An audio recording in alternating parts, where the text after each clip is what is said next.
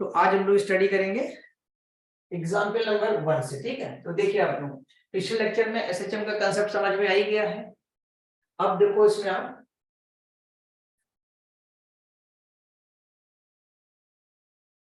देखिए जैसे इसमें एग्जाम्पल 1 है, a point is executing simple harmonic motion. Execute मतलब कि उसका जो मोशन है वो कैसा है, एसएचएम में, वो एसएचएम के अंतर्गत एक लाइन पे मूव कर रहा है, एग्जीक्यूट कर रहा है। ठीक है, while moving from one extreme position to the other, एक इंड से दूसरे इंड के बीच में, जैसे यहाँ पर हो एक पॉइंट ए और एक हो ए डैश, ए से चले ए डैश तक जाए, फिर ए पर आए, फिर ए डैश पे जाए, फिर ए पर आए, राइट। इस तरीके से मतलब करेगा ना, ए से निकलकर ए डैश तक, फिर ए, ये एग्जीक्यूट करना कहलाता है। ठीक है, अब कोई पॉइंट मीन मान लो ये ओ है इसका, जिसके अबाउट ये मोशन कर रहा है। ठीक है, it's distances from the middle point of the path. ध्यान दीजिएगा क्योंकि क्वेश्चन मेन होता है, अगर 2 से 3 बार क्वेश्चन पढ़ करके समझ लिया जाए तो सोल्यूशन निकालने में बहुत आसानी होती है। ठीक है, समझना क्या है कि डिस्टेंस ली जा रही है, इट्स डिस्टेंस फ्रॉम कहां से, middle point of the path, ये पाथ के मिड पॉइंट से। अगर ये पाथ है, ये इसका मिड पॉइंट लेना होगा, तब डिस्टेंस नापना शुरू करेंगे। कहां से, मिड पॉइंट से। ठीक है, at 3 successive seconds are observed to be x1 x2 x3, यानी कि 3 सेकंड, जैसे t second, t plus 1 second, t plus 2 second, यह पहला सेकंड, दूसरा सेकंड, तीसरा सेकंड, लेकिन t ऐड करके ही बात किया जाता है जनरलाइजेशन में। ठीक है, show that time of complete oscillation, यानी उसको कहते हैं टाइम पीरियड, जो आप लोगों ने पढ़ा था पिछली बार, 2 पाई अपॉन रूट म्यू निकला था। ठीक है, is 2 pi upon theta where theta is equal to this, ये आपको प्रूफ करना है। तो देखो फिगर में बना हुआ है, पार्टिकल ए से चला, Q पोजीशन पे है, R पोजीशन पे है और S, 3 पोजीशन इसकी ऑब्जर्व की गई। क्लियर, अब तीनों है कैसी, देखिए, late O be the fixed point and particle starts its motion from A, कहां से चला, A से चला। Let the particle eight Q R S, पहले Q पे, फिर R पे, फिर S पे। तो जो पहला सेकंड होगा जिसको t मान रहे हैं हम लोग, वो q होगा।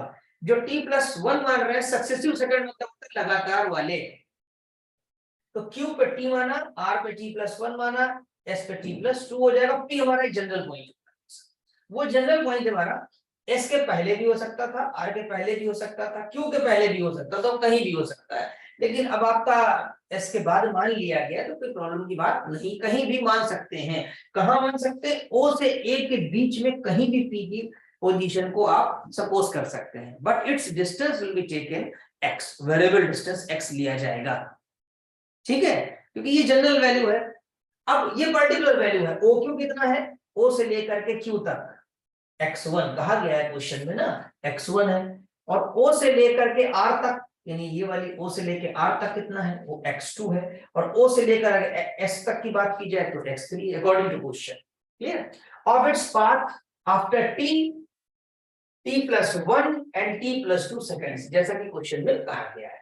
then its equation of motion at any position op, देखो जनरल बात है, any position, वो तो पर्टिकुलर पोजीशन है हमारी, लेकिन any position x double dot is equal to minus mu x. ये क्यों लिखा, x double dot is equal to minus mu x, क्योंकि शुरू में कहा गया है a point is executing simple harmonic motion, यानी वो एसएचएम कर रहा है, कैसा, while moving from one extreme position to other, एक पोजीशन से दूसरी पोजीशन जाते समय, इसलिए एसएचएम की इक्वेशन लिखी गई है। एसएचएम की इक्वेशन पिछले लेक्चर में आपको बताई थी, उसका वीडियो देख लें।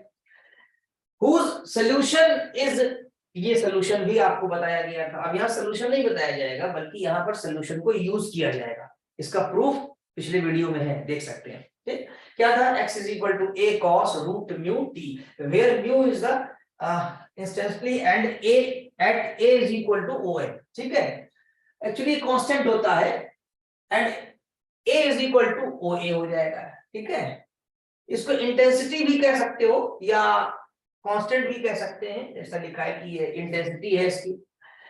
The amplitude of SHM A है, we have four points Q R S. अब यहां पर क्या करो, x की जगह x1 पुट कर दो और t की जगह t रहने दो, क्योंकि पहला हमने t सेकंड माना है, t प्लस 1, दूसरे में x2 कर दो टी की जगह t+1, तीसरे में x3 कर दो, t की जगह t+2। तो इस तरह 3 इक्वेशन हमारी बन गई।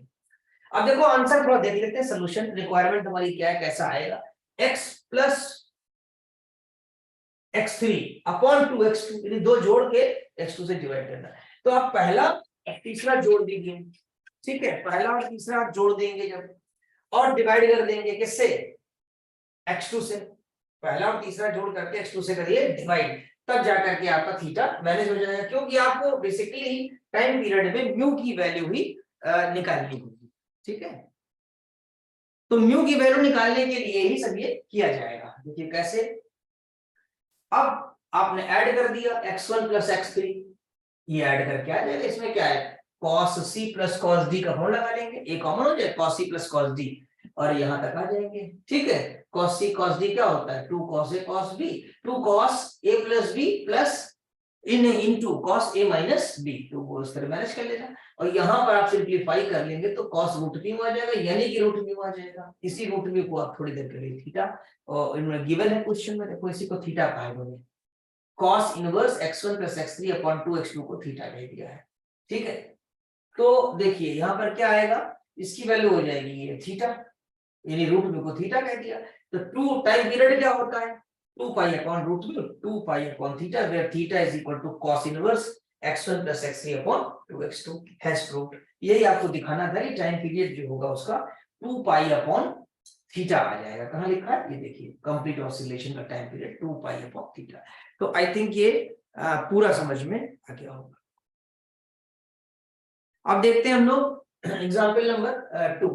A particle rests in equilibrium under the attraction of two center of forces। ध्यान देंगे, क्वेश्चन को 2 से 3 बार पढ़ना पड़ेगा तब समझ में आएगा। देखो, a particle rests in equilibrium, particle rest में, रेस्ट मतलब रुका हुआ है, under the attraction of two centre of forces. अब देखिए ध्यान से, यहां 2 फोर्स लग रहे हैं, ठीक, कैसे, यहाँ पर फिगर से हम समझाने की कोशिश कर रहे हैं, आपको ध्यान दीजिएगा, ये है। अब मान लीजिए कि ये पार्ट ए पर है और 2 फोर्स है, एक O है और एक O डैश है। देखिए यहां से, एक O और एक O डैश, ये क्या कर रहा है, एक्चुअली ये अपनी तरफ खींच रहा है, यानी यूं समझ लो ऐसे फोर्स लग रहा है ए से O की तरफ, ठीक, और ये अपनी तरफ खींच रहा है, जैसे रस्सा कसी होती है, बीच में है कोई, तो एक लोग इधर खींच रहे हैं और एक लोग इधर खींच रहे हैं, बीच वाला हिल भी नहीं पा रहा है। कोई ऐसा ऑब्जेक्ट ऐसे बांध लो रस्सी से, और इधर भी खींचो और इधर भी खींचो, या रबर बैंड से बांध सकते हैं आप, रबर बैंड ज्यादा ठीक रहेगी, एक रबर बैंड इधर लगा दिए, इधर लगा दी। अभी बीच में पार्टिकल है या ऑब्जेक्ट रुका हुआ है, कैसा है, particle rest in equilibrium, particle ही समझ लो, वो इक्विलिब्रियम में मतलब रुका हुआ है। इक्विलिब्रियम का मतलब होता है कि कोई मोशन नहीं हो रहा है, ठीक है, under the attraction of two centre of forces. ये तो हमने स्थिति बताई, पहली स्थिति, कल्पना करो ऐसा, ठीक, रुका हुआ है। अब हो क्या रहा है, which attracts directly as distance. अच्छा, इनका फोर्स के बारे में बता दिया गया है, फोर्स के बारे में बता दिया गया, अगर ये मान लो O है और ये डिस्टेंस A है, मतलब ये डिस्टेंस हम मान रहे हैं OA बराबर A, ठीक, और ये डिस्टेंस B है, कौन सी, O डैश A बराबर B, वही लिखा, let O and O dash are the centres of forces, let A be the position of equilibrium of the particle of mass m, let OA बराबर A and O dash A बराबर B। Figure वही बना है, यहाँ समझा रहे हैं आपको अलग से, ठीक, इसको देखिए समझिए। अब वो क्या है, their intensity being mu and mu dash. Intensity मतलब होता है कि force per unit mass per unit distance, यानी एक यूनिट मास पर और एक यूनिट डिस्टेंस पे जितना फोर्स लगेगा उसको इंटेंसिटी कहेंगे। अब यहां पर इंटेंसिटी कितनी है, एक की म्यू है और एक की म्यू डैश है, मतलब इधर वाले की म्यू है। अब पार्टिकल का मास कितना लिया हम लोगों ने, m लिया, तो जो इधर फोर्स लगेगा इधर की तरफ, O की तरफ, देखिए, then the forces acting on the particle at O are mu m mu A towards O। ये जो फोर्स लगेगा इधर की तरफ वो लगेगा m mu और A। क्यों, इंटेंसिटी म्यू है, मास m है और डिस्टेंस a है, और per unit mass per unit distance ही इंटेंसिटी होती है। तो डिस्टेंस बढ़ा तो फोर्स बढ़ा, मास भी उसके साथ आ गया, तो मास इंटू इंटेंसिटी इंटू ए करके सब कुल मिला के फोर्स आ गया। और इधर कितना लगेगा, क्योंकि इसकी म्यू डैश इंटेंसिटी और डिस्टेंस भी है, तो इधर लगने वाला हो जाएगा, मास तो सेम है क्योंकि पार्टिकल एक ही है, m mu dash b, m mu dash b इधर लगेगा, इधर ओ डैश नहीं, इक्विलिब्रियम में है, पहली पोजीशन की बात चल रही है, कुछ किया नहीं हम लोगों ने, इंपॉर्टेंट क्वेश्चन है। तो अभी इक्विलिब्रियम में है, the particle is in equilibrium, since the particle is in equilibrium at A, तो इक्विलिब्रियम में फोर्सेस बराबर होते हैं, यानी जो फोर्स इधर लग रहा है ए ओ डायरेक्शन में वो बराबर है ए ओ डैश। ठीक, इस चीज को अप्लाई करके ये इक्वेशन बना ली गई है, आई थिंक समझ में आ गया होगा। अब क्या होगा, देखो अभी तो ये हमने वो स्थिति बताई है जब पार्टिकल इक्विलिब्रियम में है, रुका हुआ है, कुछ हो नहीं रहा उसके अंदर, मोशन वोशन नहीं हो रहा कुछ भी। अब मोशन हमें डेवलप करना है, उसको चलायमान करना है, चालू कर देना है। कैसे, the particle is slightly displaced, मतलब हल्का सा उसको खींचा, पार्टिकल को चाहे इधर खींचो लेफ्ट में राइट में, और चाहे इधर लेफ्ट में खींच दीजिए थोड़ा स्लाइटली। फिर क्या किया, वन ऑफ देम मतलब एक तरफ खींच दिया। अब ये लिखा नहीं है लेकिन लेट गो, अब खींचेंगे तो छोड़ेंगे तो है, उसको छोड़ेंगे तो मोशन स्टार्ट हो जाएगा, खींच करके छोड़ दिया। लिखा है केवल पार्टिकल स्लाइटली डिस्प्लेस्ड, डिस्प्लेस कर दिया मतलब उसी के अंतर्गत आया कि पुल किया और रिलीज कर दिया, छोड़ भी दिया, डिस्प्लेस कर दिया, पकड़े नहीं रहेंगे तो मोशन नहीं होगा। One of them show that time of small oscillation is this, यानी कि जो स्मॉल ऑसिलेशन स्टार्ट हो जाएंगे उसके अंदर, उसका टाइम पीरियड इतना होगा। तो सबसे पहले तो पता लगाओ ये मोशन एसएचएम है कि नहीं, अभी तो यहाँ एसएचएम लिखा भी नहीं है, खाली फोर्स के बारे में लिखा है। ठीक, तो अभी हम इसको क्या करेंगे कि हम देखिए इस फिगर में देख सकते हैं, हम थोड़ा सा इधर की तरफ लाएंगे, इधर ओ की तरफ, और ओ की तरफ ला करके छोड़ देंगे, और मान लेंगे कि जब छोड़ा तब वो पी पोजीशन पे था। कहां तक लाए इसका कोई जिक्र नहीं और जरूरत भी नहीं, लाए और छोड़ा, जब छोड़ेंगे तो पी पर हमने इसको ऑब्जर्व किया। पहली बात तो ये याद रखिए, जहां ऑब्जर्व करते हैं एट एनी टाइम टी, उस पॉइंट को पी लेते हैं और डिस्टेंस एक्स मानते हैं, और वहीं पर एक्सेलरेशन की इक्वेशन बनाते हैं, फोर्स की इक्वेशन बना लेते हैं। कहां पर, जनरल पॉइंट पे। तो यहां लाए और छोड़ दिया पी पर, अब हमारा सारा ऑब्जर्वेशन जो है वो इस पी पॉइंट पर होगा। ध्यान दीजिएगा, ये एपी बराबर एक्स है, क्लियर, पी पॉइंट पे ऑब्जर्वेशन हमारा हो रहा है, और वहीं पर हम इक्वेशन बनाएंगे। और इक्वेशन बनेगी कैसे, इक्वेशन बनेगी एक्सेलरेशन से या फोर्स से। तो अब देखिए यहां पर हम देखते हैं कि कितना एक्सेलरेशन लग रहा है, कितना फोर्स हो जाएगा इसका। ठीक है, तो देखिए ध्यान से, तो यहां पर हम अगर देखें तो जब P पर होंगे तो डिस्टेंस कितनी हो चुकी होगी, O डैश से लेकर के, देखो O डैश P कितना हो जाएगा, P प्लस एक्स, और ठीक है क्योंकि अब पार्टिकल A पर नहीं होगा, P पर होगा, और O P की वैल्यू कितनी होगी, घट जाएगी, क्योंकि यहां से यहां तक A है, भाई यहां से यहां तक A है, तो यहां पर x आ जाएगा, तो P और O की बीच की दूरी OP, A में से x, ठीक है, ये दो डिस्टेंस समझ में आ गई हम लोगों को। अब आपको ये बताना है, ये सोचना है कि मोशन किधर होगा। देखो किधर होगा हम बताते हैं, सोचो, कल्पना करो, जब आप इसको इधर लाए और छोड़ा तो ये तुरंत भागेगा किधर की तरफ, चलेगा, मूव करेगा किधर, ए की तरफ। इसका मतलब है कि पी पर जब ये है तो उस समय ओ डैश की तरफ फोर्स ज्यादा है, क्योंकि ओ डैश खींचेगा, क्योंकि डिस्टेंस बढ़ रही है ना। क्या लिखा है, इंटेंसिटी दी है म्यू एंड म्यू डैश, और ये भी लिखा है which attracts directly as distance, distance बढ़ी तो फोर्स बढ़ा, डिस्टेंस कम तो फोर्स कम। तो इधर जैसे ओ की तरफ आएंगे तो ओ के लगने वाला फोर्स कम हो जाएगा, क्योंकि आपने खुद ही इसको डिस्प्लेस किया, और इससे दूर जा रहा है किससे, ओ डैश से, तो ओ डैश और ताकत लगा के उसको खींचेगा, तो मोशन किधर होगा, ओ डैश की तरफ जाएगा। समझ रहे हैं, लेकिन मी पोजीशन तो ए ही रहेगा उसका, क्योंकि पार्टिकल की जो इक्विलिब्रियम पोजीशन होती है उसी को मी पोजीशन कहते हैं, वो ए के अबाउट ही करेगा मोशन, यानी इधर से चला पी से ए को पार कर जाएगा, थोड़ी दूर जाएगा, फिर इधर वाला फोर्स ज्यादा हो जाएगा, वो खींचेगा उसको, फिर उधर पहुंच के इधर आएगा, इधर आएगा, फिर उधर जाएगा, तो ये मोशन करता रहेगा टू एंड फ्रो। इसी को कहते हैं show that time of small oscillation होते रहेंगे उसके।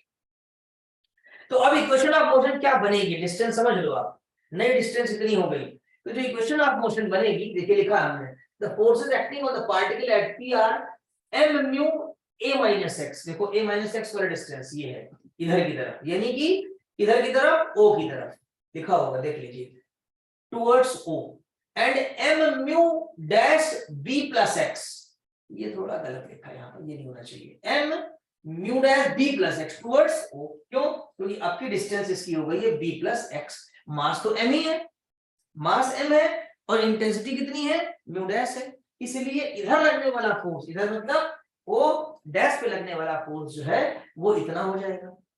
अब चूंकि मीन पोजीशन की तरफ हो रहा है, तो इक्वेशन ऑफ मोशन बनेगी mx double dot is equal to minus, minus इसलिए क्योंकि डायरेक्शन जो है मीन पोजीशन की तरफ है, दूर नहीं है, अवे होती है तो प्लस, अगर बाहर जाएगा पार्टिकल तो प्लस, अंदर आएगा तो माइनस, ये पहले वीडियो बताया मैंने आपको, ठीक है।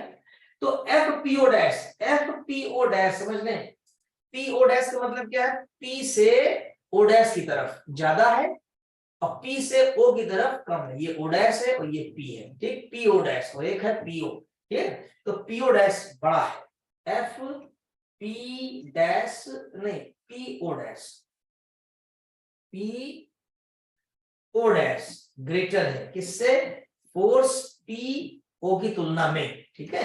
यहां समझ लें फिर एक बार, पी ये है, ओ डैश ये है और ओ ये है, ठीक, इधर फोर्स जो लगेगा वो एफ पी ओ डैश है, इधर जो लगेगा वो एफ पी ओ, ये बड़ा, लेकिन माइनस इसलिए क्योंकि ये अपनी पोजीशन ए की तरफ जाना चाह रहा होगा, टेंडेंसी होगी उसकी, प्रवृत्ति होगी ऐसी। अब आप यहाँ पर वैल्यू पुट कर दीजिए, M mu a minus x, minus खोल दीजिए ब्रैकेट, ठीक है, और यहाँ पर इसको मैनेज करिए, ये माइनस माइनस प्लस हो जाएगा, तो ये वाला पहले आ जाएगा, ठीक, ये बाद में आएगा, एम कैंसिल हो जाएगा, ये इक्वेशन बन जाएगी आपकी। अभी भी इसमें चांस है, देखिए अगले उसमें सिंप्लीफिकेशन का, जब सिंप्लीफाई करेंगे तो यहाँ पर ए बी और एक्स है ना आपका, ये मैनेज हो जाएगा, और अल्टीमेटली जो यहाँ पर वैल्यू आएगी वो ये आ जाएगी, d2 अपॉन dt2 बराबर mu plus mu dash minus में, क्यों, म्यू ए बराबर म्यू डैश बी, ये कहां से लाए हम लोग, देख लीजिए आप पीछे, यहाँ पर देखिए एम एम कैंसिल हो जाएगा ना, तो यहां से निकलेगा एम, नहीं एम तो कैंसिल हो गया, यहां से निकलेगा आपके पास mu A is equal to mu dash B, ठीक है। तो ये जब आप यहाँ रखोगे तो mu A is equal to mu dash B cancel कर देगा, अल्टीमेटली बचने वाला केवल टर्म इतना रह जाएगा, ठीक। अब देखा जाए तो ये किसकी इक्वेशन है, which is the standard equation of SHM. SHM की इक्वेशन क्या होती है, x double dot is equal to minus mu x, और म्यू की जगह यहाँ पर कितना हो जा रहा है, म्यू की जगह म्यू प्लस म्यू डैश, कोई प्रॉब्लम नहीं। टाइम पीरियड कितना होता है 2 पाई अपॉन रूट म्यू, लेकिन रूट म्यू तब होता है जब म्यू होता है, अब की बार रूट म्यू नहीं लेंगे, आपके root mu plus mu dash लेंगे, क्योंकि म्यू का स्थान म्यू प्लस म्यू डैश ने ले लिया है, ठीक। तो आई थिंक पूरा एग्जाम्पल ये समझ में आ गया होगा, इंपॉर्टेंट एग्जाम्पल है, 2 से 3 बार इसकी प्रैक्टिस करेंगे और ये सोल्यूशन आपको बिल्कुल याद जैसा हो जाएगा, ठीक है। तो आई थिंक समझ में आ गया होगा।